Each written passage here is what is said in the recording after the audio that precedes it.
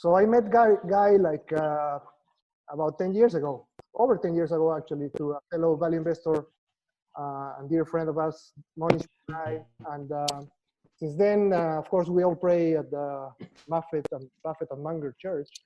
And since then, we get together twice a year, basically, someplace in the world, and we discuss some investments, we discuss our lives, we discuss world affairs. So, Guy, most of us in the call have read your book. I mean, for sure, they have received your book. I don't know if they have read it, but a few of them have read it probably. And also, some of us, the true fans, saw the 4.5-hour Warren show on Saturday. So to start this off, I'll ask you some questions, and then I'll open the floor for or the screen in this case for Q&A. So how is social distancing Zurich style? Just to get a sense, so we got 41 people on the call. How 50, many? 57 now. Oh, okay. How many? Yeah. How many saw the Berkshire meeting? Do you know? Well, we can do there's like a poll here. So if Yeah. If you go just to out of curiosity. Yeah. Let me see. One no. But in any case, just for fun. Meanwhile, I'll continue to answer your question. It's just interesting to know. But social distancing here in Zurich, I mean, I can't even remember how long it's been. I feel like the days and weeks just all kind of like melded into each other. I think it's been about 6 weeks. I mean, we went into it sometime in the middle of March, I guess. And Dante, I saw you in Boston. No, I didn't. Well, I saw the rest of the group in Boston. That was the end of February. Yeah. And it was never a very tight lockdown. I understand that in Italy, people weren't allowed to leave their buildings. And if they did, they had to show a form to show why they'd left their building. We never had that kind of lockdown. Yeah, I mean, look, personally, we have a very nice home here. It's not been any onerousness to be all here together.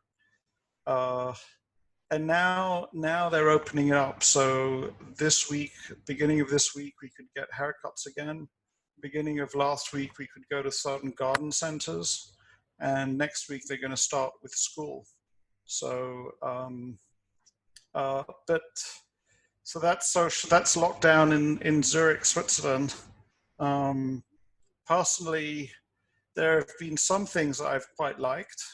So I'm actually, Dante, grateful for the lack of travel. I've been able to cancel so many events that I really didn't need to be at in the first place. So that actually was a good thing. At the same time, you know, I worry about the future of the world. I worry about the future of our portfolio. I worry about all of those things. It's a very, very unsettling time. So I've been really happy to be with my family. I've been really happy to do all the reading I've been doing. Up to about a week ago, I was doing quite a lot of sport. But what's happening to the world economy and the upheaval is really rather shocking. Yeah, it is. How's that as an answer? Yeah. So I guess you're also concerned about second waves of the pandemic and the impact on the continuing impact on the economy, the markets. I mean, I think that my experience of panics is that, you know, I mean, first of all, going into this, and this I guess gets more interesting for this group, I said to myself, hey, I survived the global financial crisis of 2008-9. That's the last time I'll ever see anything like that in my lifetime. Now I've come to understand that we have to expect that once in a lifetime crises happen every 10 years. Yeah. So that was a shock to me, and that was difficult for me going into it. And I think that about a week before the markets tanked, I started to understand that this thing was growing exponentially. And I was sending WhatsApp messages to my family telling them to shelter in place. but I didn't expect such a huge impact on the markets. I didn't make the connection between what was going on with the virus and people having to shelter in their homes and the impact in the markets. And so, and then even then, I was constantly saying to myself, certainly be fearful for my parents, for example, who are in their 80s, but I didn't expect such a strong impact on the economy or on the markets. And I've constantly underestimated that all the way through. And I think that in our world, as you know, investors and business people, we all have an optimistic orientation. We know that it's sort of, if you're optimistic, you're more likely to be successful in life. So I've had enormous optimism about this whole thing all the way through. And until about 10 days ago, I was convinced this would be a short V-shaped thing. And it's only in the last week that I've come to see that it is unlikely to be a V-shaped thing. And there are just things that are happening that are just so unusual. I mean, they're talking about possibly closing Gatwick Airport, the second airport of the UK. They're talking, you know, that would be like closing LaGuardia Airport in New York City because there's just there won't be enough demand. I'm curious to see next week young children go back to school. And I think I don't know how much economic activity comes back, but certainly to read the newspapers, it seems like we've, you know, we've committed economic suicide in order to stop the virus, basically. Yeah. But, you know, second waves, who knows? We really don't know.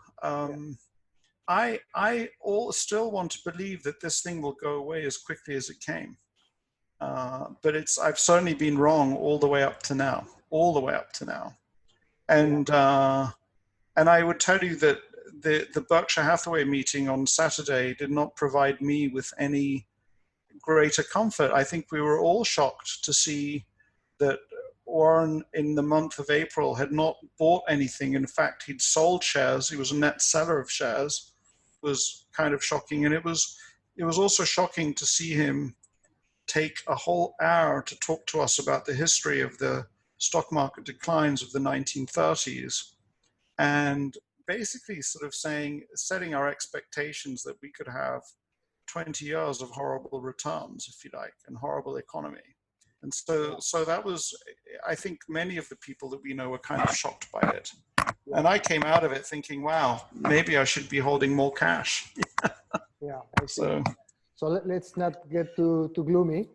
So let me ask you some Berkshire related questions. So you hold a fair amount of Berkshire shares in your portfolio. So do you think about it as a long-term holding, a proxy of cash? What is your case for holding Berkshire for, let's say, the next 10 years? You know, we have various friends in common that I certainly won't name, but I think that in a time like this, to have a lot of Berkshire Hathaway, it feels great, even if it's down 20 or so percent, or whatever amount it's down. You know, this is such a big crisis. Who thought, Dante, that in our lifetime, we would have not just the global financial crisis of 2008-9, but this pandemic? And, you know, there was an article somewhere that even the moat of Berkshire Hathaway is being breached by this. I mean, I think that part of the shock that Warren Buffett has is that he never believed that he would have See's Candies not selling candies. He never believed that he would have many of his businesses just not producing. He never believed that Precision Cast Parts would have half of its sales taken to close to zero because it's all to the airline manufacturers. Yeah, I can't remember your question. It was a good question, but it just went out of my head. Yeah, I mean, you hold shares, and so what's the case for, you know, if you tell somebody you have to hold this for 10 years, Warren is not going to be along for that long, you know, he's 90 already. Oh, let's be realistic. Yeah, I mean, look, I kind of think of the portfolio that I hold. A lot of people some people make fun of me for it, but, you know, at least half or more of the portfolio is in companies that will even survive this financial crisis or this pandemic without any problems at all. In the case of Berkshire Hathaway, yeah, you got to assume that the day you buy it, Warren Buffett is no longer around. And but the businesses that are in there, even if they don't own Amazon and they don't own Salesforce.com and various other cloud and other businesses that are thriving in this time, they have plenty of great businesses that will do absolutely fine, and we can be very confident that the people at the top allocating capital, even after Warren Buffett is gone, are going to do a decent job of it. And so, what's the likelihood that it turns out a return that is somewhat better than the S&P? It's a very, very good chance, and you have to put the money somewhere. I would say that more and more I realize that, like I don't lose sleep over my Berkshire Hathaway position, and I in a certain way actually I'm coming to the. I mean, Warren Buffett said that he can't guarantee that he'll exceed the S&P over the next 10 years, if I'm not mistaken, from the annual meeting this time around. But would you rather be in the S&P and have maybe some more volatility or have more worries, or would you rather be in Berkshire Hathaway and sleep better at night and have less worries, or know that it's counter-cyclical, that when the right moment comes they'll be able to deploy a lot of capital? But there was certainly, I mean, I don't know if Warren was aware of quite how downbeat he was. Yeah, yeah. Let's not forget that it's a new medium for him. He's never done a TV, like a, whatever you want to call it, a live stream like that before. But the fact of the matter is, perhaps that's the way he is. He was downbeat. But that doesn't mean that the company is not going to have a great outcome over the next 20 years. I think it'll have a very good outcome. Yeah. So you talk about this in your book, about your, becoming a value investor or learning to become a better value investor. So if you have to summarize the main lessons from Buffett, Munger, and of course you had lunch with them, not with them, but with Warren especially. So for the group, how would you? Yeah. Before I go there, I'm certainly happy to answer that, but I'll just give a couple of, both from the observation of Buffett and also from my observation of myself in this crisis. I mean, Warren sold the airlines. He bought them for about $8 billion. I think that the prices of the shares, I haven't looked at it closely, approximately doubled on him. Then this crisis hit, and he sold them for a discount. I'm not sure if those numbers are exactly correct, but one could have said, look, Warren, it's $8 billion that you invested. Yeah, so you're going to have a tough time for the next 5 or 6 years, but probably there'll be great opportunities to fund them, and you'll come out of the other side of it. And, a long time horizon is what Berkshire's all about. But I think that he just went to sleep one night and he just said, I don't want the mental energy of owning this. And so one of the things that I learned in this crisis is that it's really important to size your positions and have cash levels that make you feel good about your life on a daily basis. And, so it's okay if somebody is owning, if the crisis comes and you realize that you've got too much in equities, it's okay to sell it down. Don't beat yourself up over it. It's something that I've learned from this. So, I went into the crisis with 4 or 5% cash. I'm now at 10% cash. And in another couple of weeks, it'll be probably 20% cash. And I'm not saying that that's the best position from a pure return standpoint, but that's just what's going to make me very comfortable. And it might even go to 30% cash. And actually feeling comfortable in that way and being prepared for a world in which everything goes to hell in a handbasket is a good feeling for me. So, and I didn't see that as clearly before. And I think that's part of what Warren's doing. He feels great.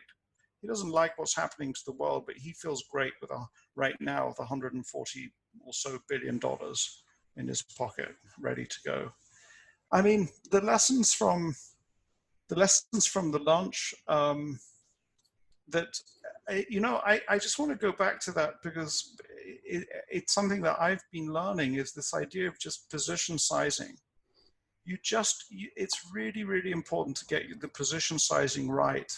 And that's, that is in relation to how much cash you have, how wealthy you are, what other investments you have. And, you can make mistakes on the downside, but you can also make mistakes by having positions too big, basically. And when you see that they're not the right size, then change them. The stock doesn't know that you own it. It's okay to do it. Yeah. So that's a huge lesson for me. Lessons from the lunch. I don't know, nothing, you have to forgive me, Dante, it's 10 o'clock at night. I know, yeah. That's me up. Yeah. But what we could do, Dante, is that, for the seminar that I did before the Berkshire meeting, I shared some personal photos from the launch. I could bring them up and I could show them to the group if you like. I don't know if you want to do that. Yeah, while we talk, yeah. So I have another question here. So we all know that failure is a better teacher than success. Yeah, unfortunately. Can you teach some of the lessons from bad investing experiences? Well, you had a big ordeal with this public company, Horsehead, along with Monish, right? And you took it all the way down. Yeah, I mean, that is a great example of bad position sizing. I mean, there was not much. So I'm ready for you with the photographs. If you want me to share some of them, I'm happy to do it, just so you know. You can share them while you speak, yeah. Then I'll want to talk about it. So I'll answer this question, then we'll share. I know, yeah. Lessons from Horsehead. I mean, there are two big lessons. I had this sort of ideological. If you can tell the group the background, yeah. I pay close attention to what smart people in my life do, or I try to. And this Indian friend, Monish, had quite a very large position in this company, Horsehead Holding. I believe that he was either 5 or 10% of the company. And the more I studied the company, the more I felt like I could see that they were going to transform the economics of a particular part of the steel business. And there were many good things that were happening. It's just that they were building this plant. And the plant got delayed and delayed and delayed. And at a point where there was a sudden decline in the price of zinc, which is the primary product that they sell, it turned out that the plant that they were building was never going to be ready, and that they'd spent more money than they had. And suddenly, within a period of 3 or 4 months, they were going to do a bankruptcy filing. And so they ended up filing for bankruptcy for reasons that I'm still not fully understand, because there was a lot of asset value to back the company. They just had a short-term cash flow issue. But I had the experience of seeing a position that was 15% of my portfolio go to zero, which is by far and away the most difficult time, actually as difficult perhaps as the financial crisis. And, if in retrospect, 2 huge lessons. One was that it's quite possible if I'd have been closer to the management, then I would have maybe seen this coming. And I think it really taught me to disabuse myself of the idea that one shouldn't speak to management. That's just a really bad idea. It is important to speak to management. It's just important to get the timing right and to get the content of those conversations right. And the other huge lesson for me is position sizing. I mean, I had, even before the financial crisis, I had some significant losses in my portfolio. It didn't matter. I'd sized the positions right. And I have an ownership position in a credit rating agency in India that is down probably 50% on me. But that's fine, because I made it a small position, and I plan to own it for a very long time, and I hope the company will get a lot better. But because it's the right size, it's absolutely fine. So, but those two lessons have taken me a long time to learn. I've been doing this 20 years, and I still don't understand how to size positions, you know? Yeah, but you also took this all the way to bankruptcy court. And was it a good use of your time? Yeah. So that part of the part of that story is that, you know, different investors have different personalities, and so when this thing went to zero, and I didn't believe it should have gone to zero at all, I feel like the management, they gave up at some point trying to save the company for the shareholders, and started cooperating very actively with the creditors without letting the shareholders know that they were doing that. I felt like this was outrageous. And, you know, some people have the personality that they say, well, I lost that bet, I'm going to move on. Yeah. And I felt like I couldn't do that. And so I fought the bankruptcy without the real resources, because at that point, the company owed $200 million. And if I would have had $200 million, I could have paid off the creditors and taken control of the company. Yeah. But I didn't have that $200 million. But I still believe the company was worth more than what the creditors were giving it credit for. And so I fought that at the bankruptcy court. So for what it's worth, bankruptcy court takes a company that is filed for protection from its creditors and has the power to award the company, for example, to the creditors in payment of its debts. And I came along to the judge basically and said, you can't do that. The company has value for the creditor, for the equity holders. And actually in the final, I mean, we still lost the company, but actually the valuation that the judge came to did have some value for the equity holders, interestingly enough. I mean, what I would say is that I learned an enormous amount through that. And Dante, my personality is that I had to do that. I could not have done it any other way. And I don't regret doing that at all. And, you know, and I'm obviously I would have preferred an outcome where we would have won in the final trial. But I still would have done it, even if I knew up front that we wouldn't win. I felt, and you know, why? Because I felt like my reputation was on the line. Many people had followed me in there, and I had to fight. I had to do everything I could. I could live with myself if I knew I had done everything I possibly could to try and save the equity interest. And that's what I did. I can look at anybody in the eye and say that I did that. And Well, you can tell I know most of the answers, but so you want to show us the pictures now? Oh yeah, sure. So you need to give me the screen share. You can do it yourself, I think. Screen share screen. Let's see. Hold on a second. Share screen. Here we go. Desktop one. Oh, I need to open my system preferences. Is it doing anything? No. Yeah, go through the motions of the system preferences. It takes a second. Yes, so system preferences. And then, do you know where it is? Do you know which part of system preferences? I'm on an Apple here. Privacy, it should come up. Let's see. Privacy, grant access. Okay, let's see. Oh, there we go. Okay. It'll ask you to restart Zoom, but later. Okay. Thank you. Okay, so try again.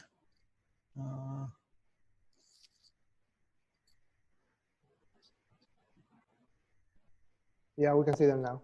It wants to record. You can see it. Okay.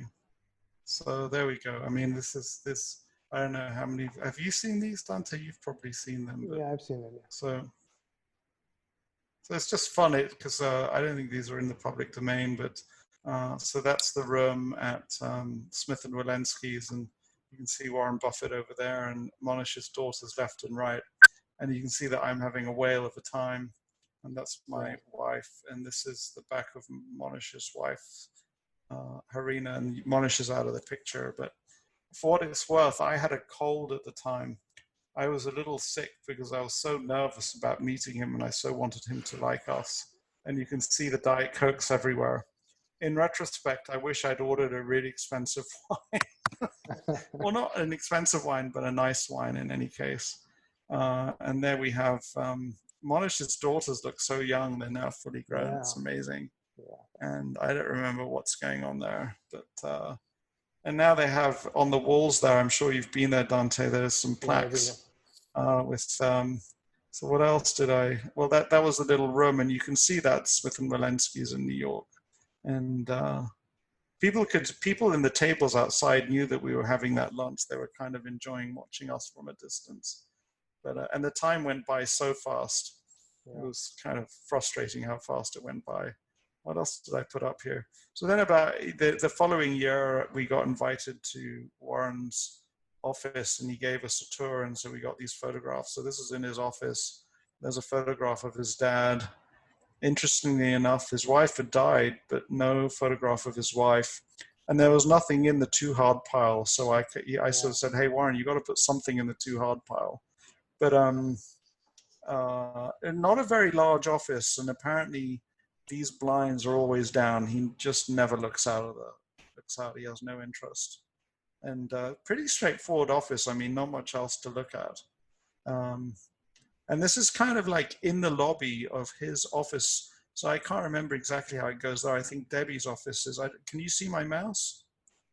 Yeah. I think Debbie's office is somewhere here, but this is kind of like a reception area. It was interesting to see this. Nobody gets to see the wizard, not nobody, not know-how. So he kind of gets a lot of visitors, or people try and visit him, and he tries to sort of like get them away from him. And there's Monish on that visit, and we had this sign made. So this is apparently is one of the big football teams. They have Play Like a Champ today in their changing rooms, and he had this sign made. So of course we went and got the same sign made. And that's us at the Berkshire meeting. If I would have known, actually, Dante, I should have pulled up some photos with you. There's us with Becky Quick. Yeah. She was very nice to us at the first meeting after we had the lunch, but then she kind of, well, she had other bigger fish to fry, I guess. Yeah. That's Monish and Laurie at the Berkshire. That's my wife, and that's the four of us. That's probably my favorite photograph, actually. Yeah. And there's Debbie Basanik. So, Warren Secretary. Yeah, that's Debbie's secret sauce. That's. I mean, before the launch with Buffett, I really didn't know Monish very well. This was on a trip to India where we visited one of the Dakshana dorms. Yeah. And this is somebody else that I got to know through Debbie Basanik. Her name is Jillian Segal. She wrote a book called Getting There. And so I kind of, and she's actually she's really friendly with both Warren and Charlie and Bill Gates. It's kind of crazy. Yeah. And Laura Rittenhouse is another person I got to know. Yeah. This was Phil Town. Yeah. That was I don't know. Yeah. Oh, that was, sorry for the noise, but who's that? That was Rose Del Rios, who's the former treasurer of the United States. Oh. And this is at the Buffett brunch. So this is at this sort of like after the Berkshire meeting. Yeah. He invites some people. So I don't know. Why did I show this? There's an author. Forgive me for the. Shut up. Yeah. So anyway, there you go. Just a few photographs. You're stalking Tim Cook there. Yeah. So let's switch gears. Let's talk a bit about the economy. So of course you have a degree in economics, and we're all, so how do you judge the sustainability of the the QE infinity? So I don't know if you want to reflect on that and walking us through the economic implications that you see. So first of all, let's start with QE, because that's perhaps the easiest thing. And here's the analogy that I have that is not a perfect analogy, but I want to share it with you because I think it kind of helps me to think about it. So, you know, we have the economy and we have the circular flow of money or liquidity through the economy.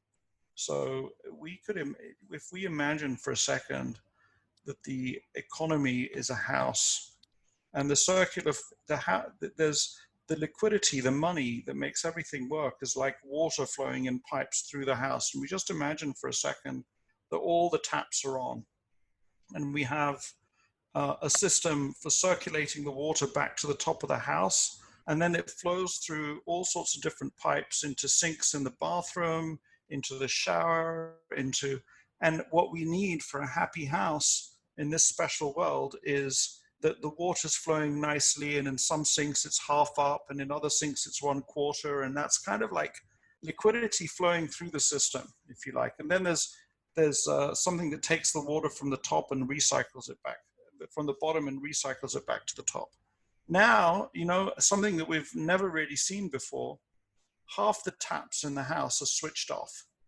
That's effectively what the lockdown does. It stops activity left, right, and center. And suddenly baths are emptying out, basins are emptying out. And so the Federal Reserve is running around with buckets of water trying to fill the different tubs. And now somebody comes and says, oh, the Federal Reserve shouldn't be doing that. I think my point is that the Federal Reserve is pushing liquidity into places where liquidity is dried up. For various reasons, people can't buy high yield bonds, and the Federal Reserve, unlike the 1929 crash where they said, oh, well, that's the private market, we are just going to sit here and watch. The Federal Reserve is coming and doing absolutely the right thing. And that's what Warren said when he said that Powell absolutely is as important as Ben Bernanke is. They're very tough decisions to make, but they were the right things to do. And then so you have these currency hawks, and there are people in Germany who are these currency hawks who say, oh my God, this is unacceptable. The federal balance sheet has blown up. We're going to have inflation. We don't have sound money anymore. So we don't know what the outcome is, but we do know that if the Federal Reserve hadn't opened the floodgates, run around with buckets of water through the house and filled up things that were drying up, we would have caused a terrible economic crisis. And so that was absolutely the right thing to do. And we don't know what the consequences are, but we absolutely know that if the Fed had not done that, it would be disastrous. And I actually think that it's very likely that the Federal Reserve will figure out, and other central banks will figure out, how to withdraw the liquidity once the economy restarts. So I actually, you know, the fact that the Federal Reserve balance sheet has expanded by so much is a very positive sign, actually. It shows that we have policymakers who have learned from previous financial crises, who understand how to keep the economic machine going and are doing the right thing. So there I don't have an issue at all.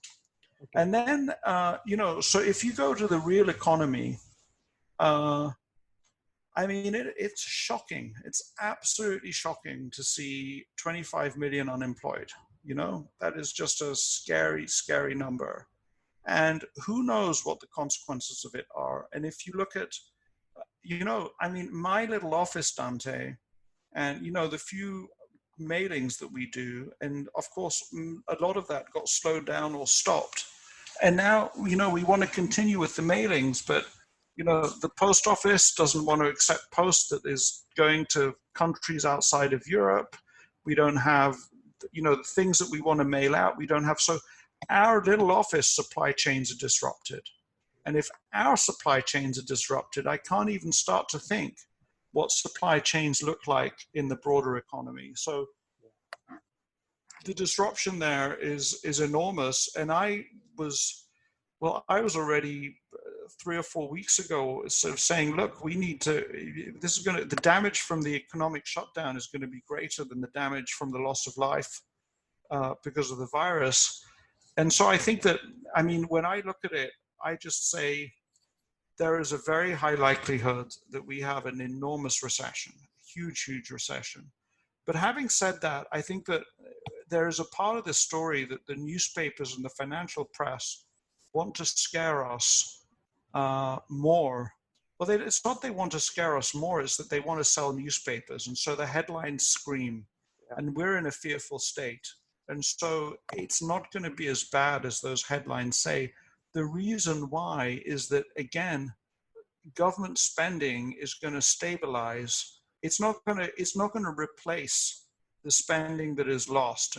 But government, it's in times of recession, government stabilize the economy. And Warren Buffett said that the net worth of the United States is around, he put it, I think, at $100 trillion. And, for the country to spend in this crisis $5 trillion to help it get through is something that the country can afford to do. So, but having said that, it would have been ideal for us to go through this crisis somehow without shutting our global economies down. And I think that it's still not clear, Dante, whether, it may be that we don't get a second wave, or the second wave is very attenuated and the economy actually roars back pretty quickly. We can't rule that out. It's very possible I wouldn't rule it out. Yeah, now it's also an election year. So how do you assess the impact of Trump winning or losing? So there are a lot of people, amazingly enough, it's not clear that it's not clear to me that he's going to lose because, I'm not the average American elector. And there are some people that I respect very highly who think that he's a great president, or what they would say is the argument is he's a terrible person, but he's actually, when you look at many of his actions, he's not such a terrible president. I think that, one of the things that I'm reminded of in watching the Berkshire meeting that I take away from it is that what we have to do as investors and business people is not, we don't have to be for Trump or against Trump, like him or dislike him. We just have to observe. And the fact of the matter is, none of us knows who's going to be reelected. He may be reelected. He may not be reelected. He may be pumping up the stock market right now in order to improve his chances of reelection. He may have given the directive out to every single person in who has any influence to say these markets have to stay strong, at least until I get elected and reelected, and then you can let them go. That is just one great big unknown, a huge unknown, and that is what makes me, I will certainly feel very happy to have around 20% of cash in my portfolio. So, and the real answer to that as investors, so it's not so much, do I know what's going to happen? Of course I don't. But given the uncertainty, what's the level of cash that I want to hold to be ready for whatever comes? Yeah, have some somewhat related question to this that I got from somebody on the call. Which main assumptions for a value investor have you changed with COVID? What are you adjusting on your models?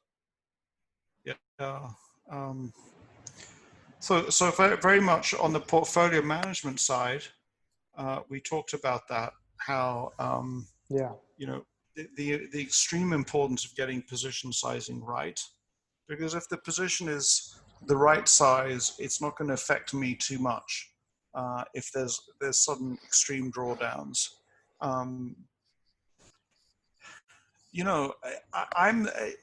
It's a great question. I have to say that I'm still shocked at the idea that the airline industry is going to take at least 3 years or more to come back. I still can't quite believe that, because I just can't quite believe it. But I think that so that's one, that's an adjustment that I'm still making. The other adjustment that I think has taken me so long, I've been, Dante, I just bought shares of the products, of the cloud computing products that I use. So, Dropbox, I use a lot. Salesforce, we use in our business. The returns in those companies would have been so great. So I've been aware of the cloud and of cloud computing as a product that I use, but I haven't invested in them. And what we see now is that they are far more central to our operating system, our economic operating system, than so many other companies that maybe were central to our economic operating system 20 or 30 years ago. So it's not maybe an update to my models, but the economic realities of which businesses are driving the world forward has changed. And I think it's taken me, because I've learned so much from Warren Buffett, but I've kind of discarded those ideas as investable ideas, and that is a great shame. So, I've been spending time in the last few weeks researching cloud computing companies like Salesforce, in addition to Amazon, Google, and some other ones that probably I hadn't heard of until I started researching them. I regret not owning them. I wonder if they're cheap enough now, but I'm certainly going to be paying a lot more and closer attention to them. Yeah, I think, most of what you're saying is like consensus, I think. Not reflected on the market, but because if I ask you what sectors will be the winners after this crisis, which one will come out stronger? Everybody knows that the airlines for a few years are going to be down pretty bad, and the restaurants and all, hospitality. But is there something that somebody else is not looking at, that maybe we as value investors, we like to look where nobody else is looking? Yeah. Have you think about that? When you figure that out, tell me, Dante. Yeah.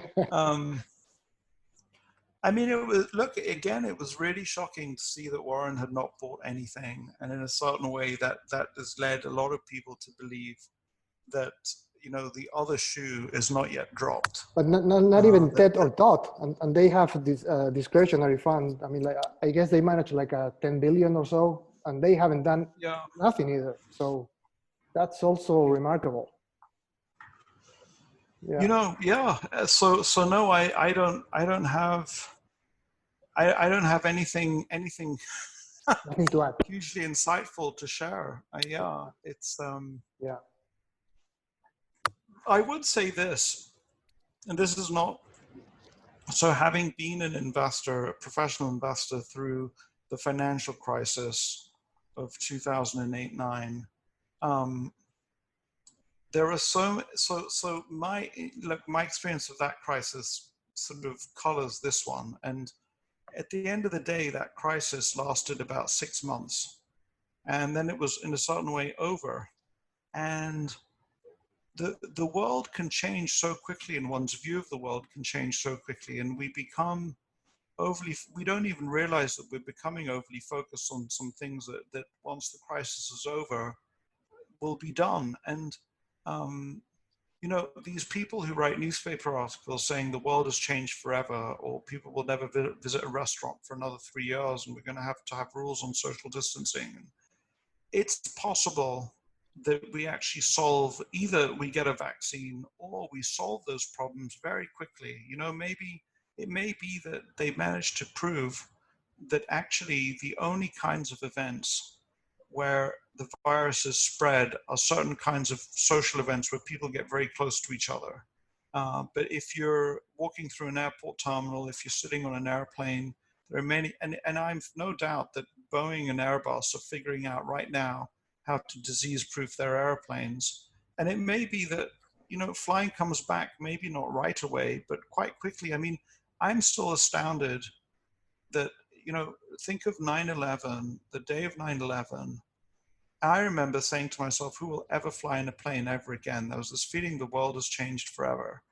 The world had not changed at all. And part of what the lockdown has done is that it has stopped innovation. And if we were to, what I believe that the governments should do is they should just say, look, we'll protect the hospital beds. As long as there are hospital beds available, it's your decision whether you go out or not. And, you're taking a risk, but it's up to you. And once businesses get the chance to innovate and experiment and figure stuff out, they're going to figure stuff out. We're going to find a way to continue with our way of life without with the virus, and that may bring things back to normal far quicker. So it's hard to think through all of that, and I think that that's part of what Warren was saying at the meeting. He was just saying, look, I don't know yet. I don't understand. It's not clear to me. And if it's not clear, I don't have to do anything, basically. Yeah. I got another easy question for you here from one of the attendants. This is about China, and they're trying to, of course, get rid of the dollar as a reserve currency for the world. I don't know. Do you? I guess you don't, but how do you assess that in terms of China and the geopolitics of China and the US, locking horns, and, there are so many things that are happening there. So, we both revere Charlie Munger, and Yeah. one of his statements is that the United States and China have to learn to get along. There's no other option. And while that is true, I have to say that,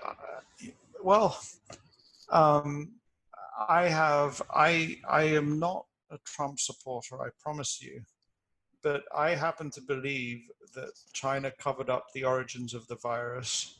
I think that I have plenty of evidence that shows that I've read. There's plenty of evidence that shows at minimum they covered it up, and at worst, it originated in the lab. We can't prove it. And so, we cannot have a world in which any country can engage in experiments with viruses that could then come and impact us. So I think the world has a big issue with some of the work that was going on in China around viruses.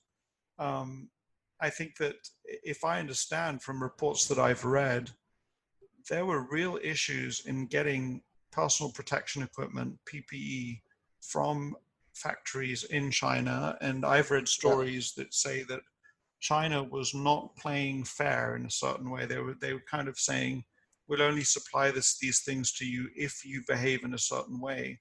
And I think that has revealed to people how much we were relying on China. And so that is very, very likely to change. I don't think that the dollar is going to lose its reserve status anytime soon, because you have to be, in order to have reserve status for your currency, you have to treat people fairly, and you have to have a system that people trust. And I don't think that people trust China in the same way. So I don't think there's any danger of China becoming the global hegemon where, the United Nations, instead of things being decided at United Nations, they're decided somewhere in China. But it's certainly part of the story of this crisis is in a certain way seeing China flex its muscles. Yeah. And that's just part of the story, isn't it? Yeah, it is. So another macro question. This is about gold. We are a value investor, so I guess how would you explain what's our take on the gold as a safe haven?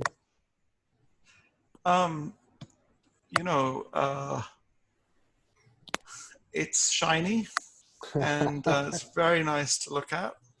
I've never owned gold, and so for the person who's asking the question, this is straight from Warren Buffett's mouth. I'm almost repeating word for word. Is that the thing that makes us rich? So if we look at any list of rich people in the world, I don't think there's anybody who's on that list because they owned gold, because they bought and sold gold. It's not what creates wealth. And as Warren says, the gold just sits there and you can look at it, but it's not producing stuff.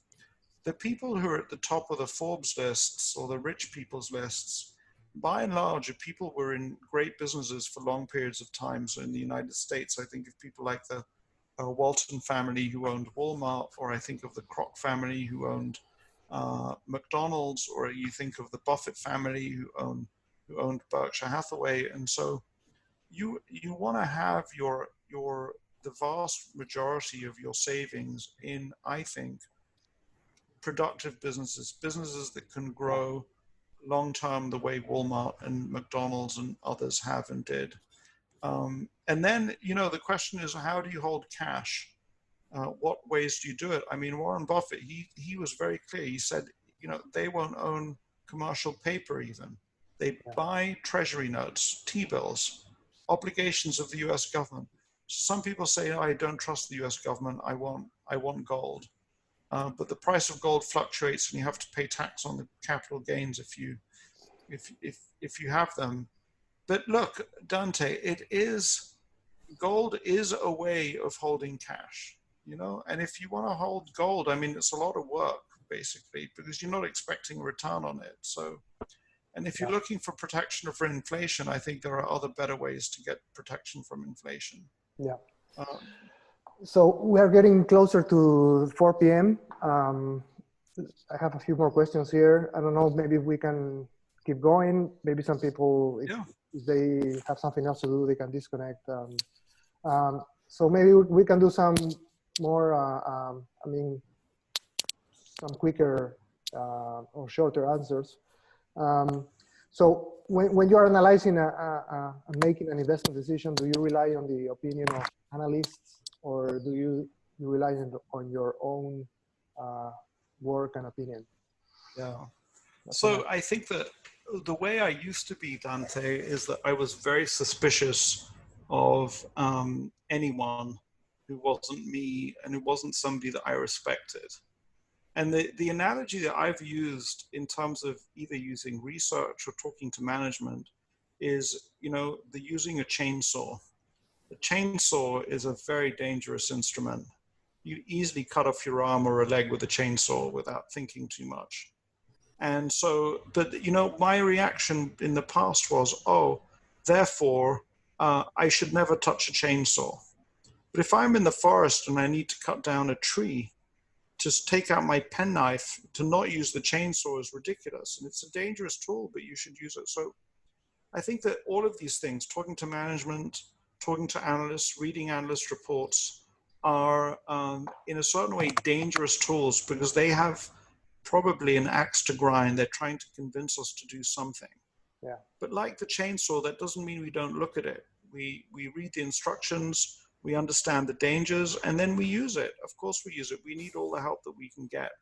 I think the key is not to speak to management first and take what they say as gospel truth. Yeah. Not to listen to the analyst first, but to first of all learn as much as one can about the company, and then speak to the analyst, then speak to the management. So I think that, all of these things, the answer is you have to acquire as much information as you can, and you have to be intelligent about it. And, just going to Horsehead, Dante, I regret never visiting the company in their plant, because I think that if I'd visited their plant, I would have talked to some of the people. I would have maybe met somebody in the cafe. I would have exchanged business cards. I would have asked questions. I may have picked something up. Yeah. And so, you want to take information. Actually, something else that I've learned, I believe, is that I think that I've been far too mistrustful of my own instincts. And, that's just, I've sort of like, if Warren Buffett's not thinking the thought, it can't be right. And if I'm thinking it, then, and Warren Buffett isn't thinking it, then I must be wrong, type of deal. And, I think that I would be a better investor if I was able to give proper attention to those instincts. And that doesn't mean that they should rule me, but they shouldn't be completely ignored either. And that's the same with things like talking to management or analysts. Yeah. Yeah.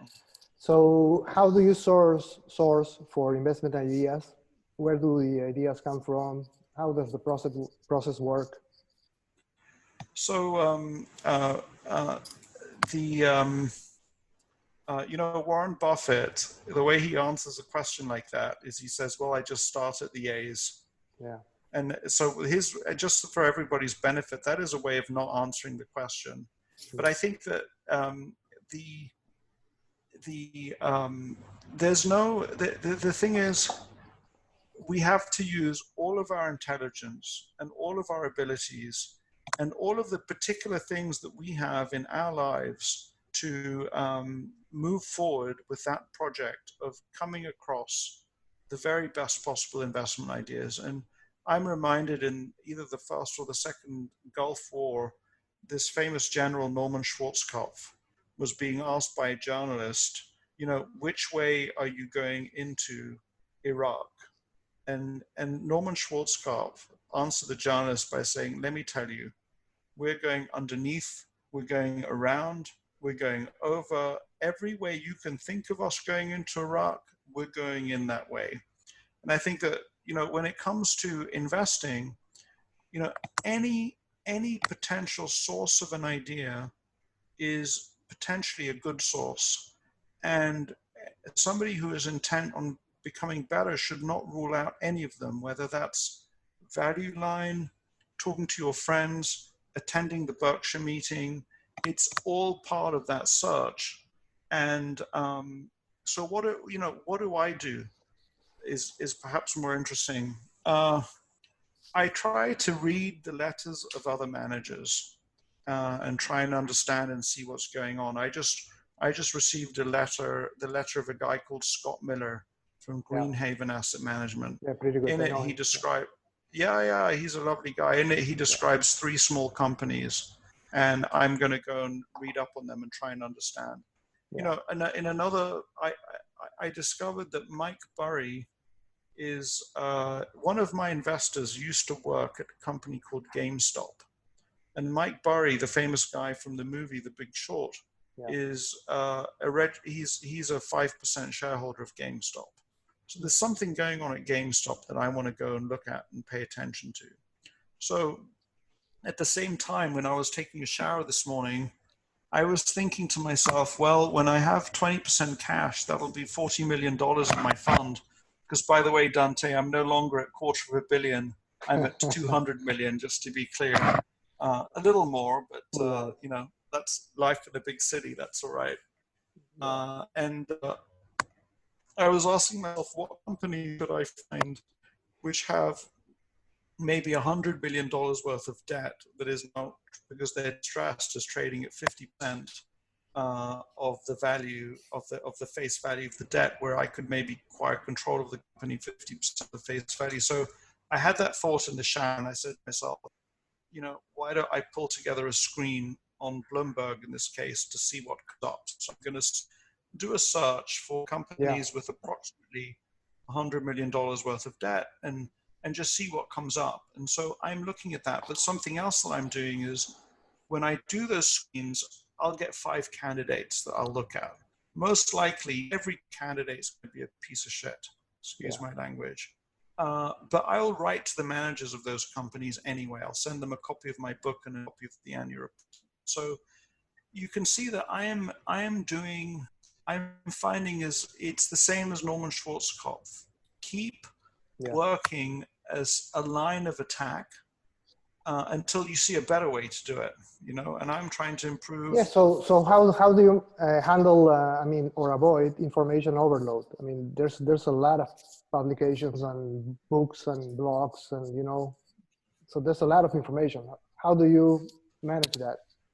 Your intake of information? So in all honesty, first of all, the easy and fun answer to give you is not very well, but I'm seeking to improve. And I think that we have to, again, there's no substitute for approaching the task with as much intelligence as one can. So, I've started experimenting with Twitter as a research tool because you can connect to all sorts of people via Twitter. And I see some economist, some Helsinki economist who's writing some things. So I go and read what he has to write, and it grabbed my attention. Until I finally figured out I can classify him as a kind of an economic commentator, like the Boom, Doom, and Gloom report, the guy in Hong Kong.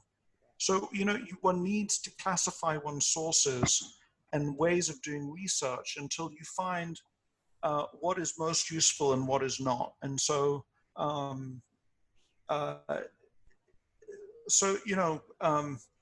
if there's an industry that I'm interested in, funny enough, I got a book on Southwest Airlines, which finally was on, and I was like, oh great, I'll finally learn more about Southwest Airlines, even though it's not really investable for me right now, certainly. Yeah. It was a really bad book. I mean, I was not impressed with it at all. I actually threw it away. but books are a great thing to read. I think, look, Dante, I'm not very action oriented. So in information overload, there's only a certain amount of time that you can research and read in a day. And at some point we have to make decisions. I mean, and yeah, I don't know if there's, what I would say in terms of structuring my days, Dante, is that I try to do sport first thing in the morning, because if I don't do it in the morning, I'll never do it. And then I try to get as much reading as I possibly can in, because once the phone calls start and responding to emails, that's a non-stop thing. And so today was a pretty good day. I read 3 or 4 hours. I had a big pile of papers on my desk. I was reading on some cloud computing companies. I had some, whenever I see something interesting, I print it out to read. I read Metro Bank's annual report, the UK bank. I read Salesforce annual report today. But, in a certain way, it's not so much information overload. It's just trying to learn enough that at some point I'll be able to make a good decision, Yeah, yeah. I don't know if that's... I think Eric wants to ask a question. You can turn your mic on. Great, thank you, Guy. You hear me? Loud and clear. Okay, looking after a country as ours, Peru, where we have a demographic bonus, something like the US in the 50s with baby boomers. Yeah. So we have a steady growth in the population and many kids growing and coming into the market, earning their salaries and spending for the next 20 or 30 years. Yeah. So in that sense, I want to take an approach to real estate as a asset class, which is the biggest one in the world, and how it take advantage of this situation in behalf of this hedge against inflation, which real estate has, as well as giving a cash flow for the next years, and the appreciation that brings in an environment of baby boomers. So my question is, one, the asset class state in this environment, and number two is, instead of selling and going into cash, taking advantage of low interest rates. I've been involved in a few transactions when I get financing with a 30-year period for a balloon payment, and only interests for the period. So if I get these low interests and a balloon to 20 or 30 years, why not taking advantage of that instead of selling and going cash? Yeah. So here's, first of all, realize I'm not a real estate investor. I don't have any particular insights, but here's what I would share with you that I feel I do know about real estate. So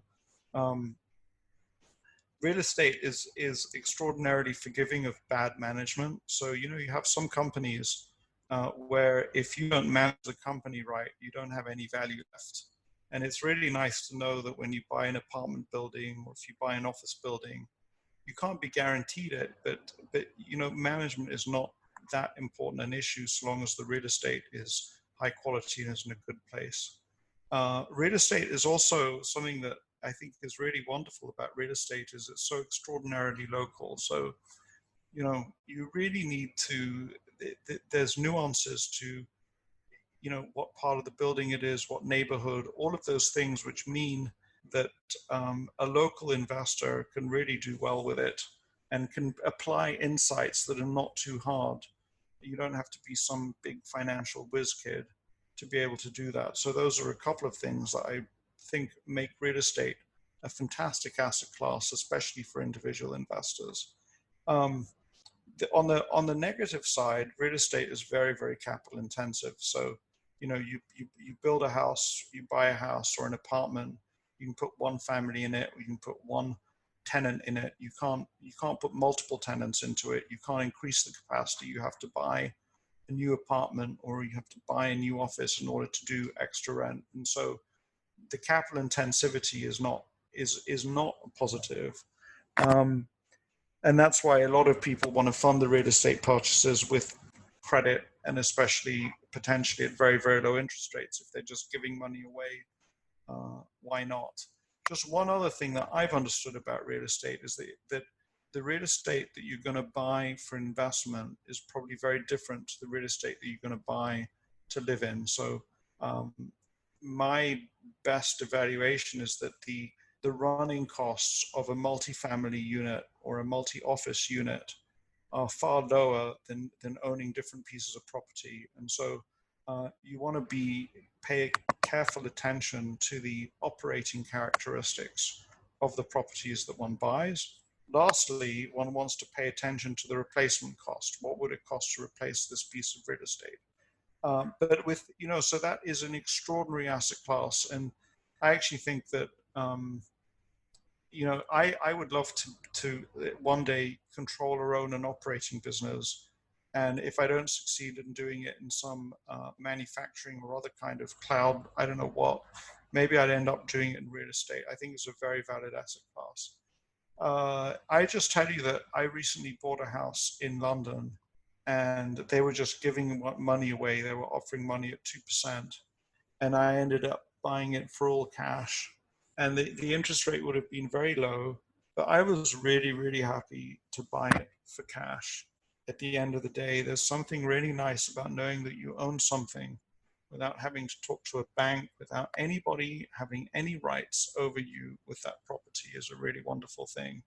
And so I'm still extraordinarily wary of debt on the property. And my experience with Horsehead is that there are some banks that are very nice lenders, and there are some banks that will try and use tricks to get you. And, who knows, but there's something about owning it outright. So I got to where I am today without ever having a mortgage.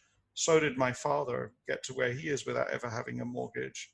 And I kind of like the idea of never having to owe anybody anything. So I'd be very wary about even a balloon loan with 30 years.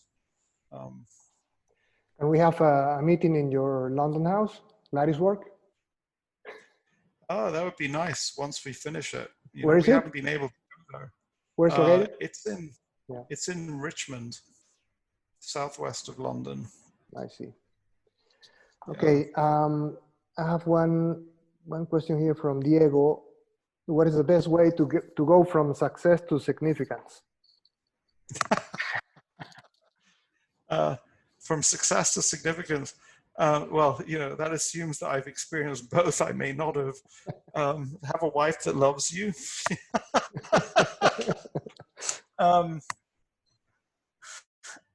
All the best questions are so hard to answer because they're actually philosophical. So how do you go from success to significance? I think that possibly the answer to that question, or a good answer to that question, is that, we need to find the ways to make the things that make us significant, that make us feel significant, without thinking about success. Those should maybe do the same things. I think there's somewhere in there, Dante, there's a comment about the inner scorecard that somebody could intelligently make. But maybe this is helpful for you. I think that, I had my children in my late 30s.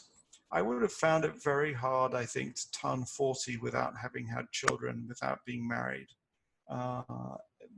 Being a single guy started to get old on me in my early 30s. It took me a while to find somebody, the right person for me to get married to. But I think that my children give me an enormous amount of significance. I think that I found it much easier to turn 50 having written a book. That gave me an enormous amount of significance. So I think that the one last thing that I would say is that, so I'm doing this course online called The Science of Wellbeing. It's a course on Coursera. Anybody can do it. And she gives some really important things for what, they study now what makes people happy. And I try to go through every single day, especially, these are difficult times. We're in lockdown, a lot of uncertainty. Who knows how the world is going to unfold? how our lives are going to unfold. Maybe we lose somebody that we care about to the virus. And what she says is, you know, like try and get to the end of every day having done exercise, because that really has a huge impact on your happiness. Try and get to the end of every day having savored something. So what I realized, Dante, is that when I take photographs, I'm an amateur photographer, they're all lousy, but what I'm doing is I'm savoring. I'm taking a photograph as a memory to remember what it was that was nice and beautiful. Try to find a way to have a real connection to somebody in one way or another. And I think that, you know, if I kind of started waking up to this over the last year or two, that, you know, who knows? In all genuine seriousness, I don't know if I will have a great track record at the end of my life. But I can know that I was a great father, or that I was a great husband. And I would really like to get to the end of my life with a lot of people who care that I'm around. And I think that you get to do that by being genuinely helpful to people, finding ways to be a genuinely positive presence in their lives. And I think that that's probably a good way to gain significance. How'd I do? I don't know. Superb, man. I think on that note, I don't have more questions here, and we can let you go to sleep now. 1 hour, so thank it's you. Amazing. Wait. I Yeah, didn't say yeah. something about Dante. So everyone, Keep going. I would tell you that Dante is the most extraordinary Renaissance man that I know. Dante is numerate. Dante thinks analytically, but he also has a human side. He's an extraordinary friend. He's also, he also enjoys sport. And so, you know, Dante, you really have a broad range of things. And I get to see Dante relatively regularly. There are so many things that the group of us who see Dante envy in Dante. You have the most extraordinary family.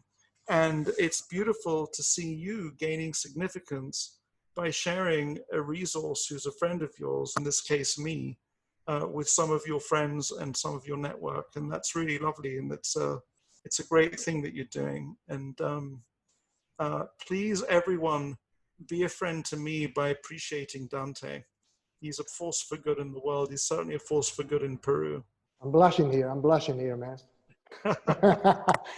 Gracias, muchas For all gracias. of you who are interested. No, oye, una cosa más. En Pero castellano, en inglés. en español. So, en español. Entonces, el último Berkshire Hathaway, reunión de Berkshire Hathaway en Omaha, yo me decidió por la primera vez de correr el 5K, 5 kilómetros. Y Dante se decidió de hacerlo también. Y me dijo al empezar que va a quedar conmigo hasta el final. Pero desde el primer kilómetro, para mí 5 kilómetros es 45 minutos más o menos. Para Dante es 15, posiblemente 20 minutos. Entonces, después del primer kilómetro, Dante me dijo, oye, Guy, estoy aburrido con esta velocidad, te veo al final. Y eso fue. Pero, ok, my friend. corre mucho mejor que yo. Muchas gracias. Un fuerte abrazo. Muchas gracias. Un buen fin del día. Te veo Hasta pronto. luego todos. Sí, chao. Chao con todos. Gracias. Ok, chao.